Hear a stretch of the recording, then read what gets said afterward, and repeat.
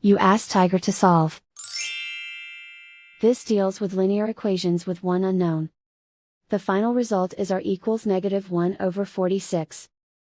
Let's solve it step by step. Simplify the expression. Expand the parentheses.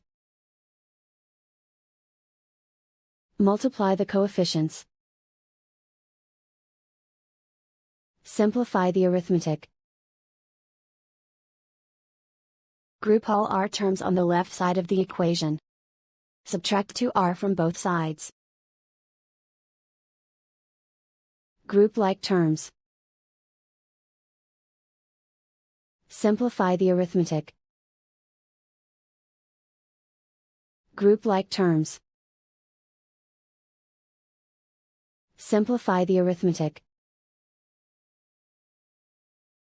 Group all constants on the right side of the equation.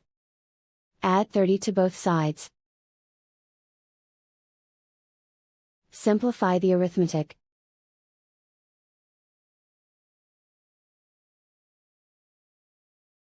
Isolate the r.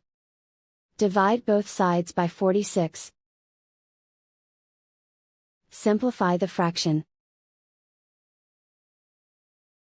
And so the final result is r equals -1/46.